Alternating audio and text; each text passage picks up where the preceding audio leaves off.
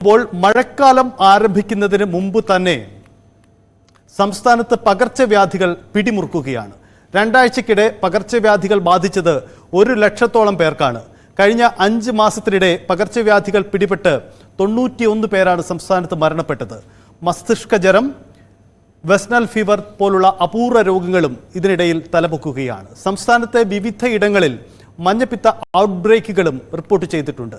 ഡെങ്കിപ്പനി നിരക്കും അതിതീവ്രമായി വർദ്ധിക്കുകയാണ്. കടുത്ത വേനലിനിടെ എത്തിയ വേനൽ മഴയും കാലാവസ്ഥാ മാറ്റവും മാലിന്യ നീക്കം നടക്കാത്തതും പുതിയ ആരോഗ്യ പ്രതിസന്ധിക്ക് കാരണമായിട്ടുണ്ട്. എന്നാൽ പ്രതീക്ഷിച്ചതാണ് പുതിയ സാഹചര്യം എന്നതാണ് ആരോഗ്യ വകുപ്പിന്റെ വിശദീകരണം. കേൾക്കാം ആരോഗ്യമന്ത്രിയുടെ വാക്കുകൾ. നിങ്ങൾ തന്നെ മാധ്യമങ്ങൾ തന്നെ വാർത്തകൾ കൊടുത്തിട്ടുള്ളതൊന്ന് പരിശോധിച്ചാൽ മനസ്സിലാകും.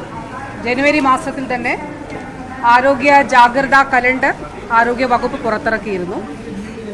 അപ്പോൾ ഇത് സംബന്ധിച്ച് കൃത്യമായിട്ടുള്ള നിർദ്ദേശങ്ങൾ ഓരോ ഘട്ടത്തിലും ആരോഗ്യ വകുപ്പ് നൽകിയിട്ടുണ്ട്. സംസ്ഥാന തലത്തിലും അതോടൊപ്പം തന്നെ ജില്ലാ തലത്തിലും ജില്ലാ കളക്ടർമാരുടെ നിർദ്ദേശം നൽകിയിട്ടുണ്ട്.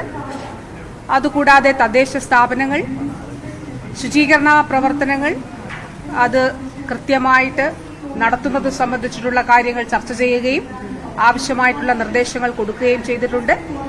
ഓരോ ഘട്ടത്തിലും ഇപ്പോൾ ഈ പറഞ്ഞതൊക്കെ കുറേ വർഷങ്ങളായിട്ട് നമ്മുടെ സംസ്ഥാനത്ത് ഈ കാലഘട്ടത്തിലുള്ള പകർച്ചവ്യാധികളാണ്. ഓരോ മഴക്കാലത്തും നമ്മൾ അഭിമുഖീകരിക്കുന്ന പകർച്ചവ്യാധികളാണ്.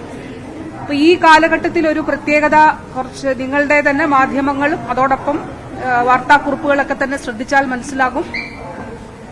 ഈ വർഷം ഡെങ്കിപ്പനി ഇപ്പോഴല്ല, ജൂലൈ മാസം ഒക്കെ ആകുമ്പോൾ ഡെങ്കിപ്പനി കൂടുതലായിട്ട് കേസസ് ഉണ്ടാകാനുള്ള സാധ്യതയുണ്ട് എന്നുള്ളത് പറഞ്ഞിരുന്നു. കാരണം കഴിഞ്ഞ വർഷം 2013-ലും 2017-ലുമാണ് വലിയ ഔട്ട്ബ്രേക്കുകൾ കേരളത്തിൽ ഇതിനു മുൻപ് ഉണ്ടായിട്ടുള്ളത്. 2013-ലും 2017-ലും ഡെങ്കി ഔട്ട്ബ്രേക്ക് ഏറ്റവും കൂടുതൽ വലിയ ഔട്ട്ബ്രേക്ക് ഉണ്ടായിട്ടുള്ളത് ആ വർഷം.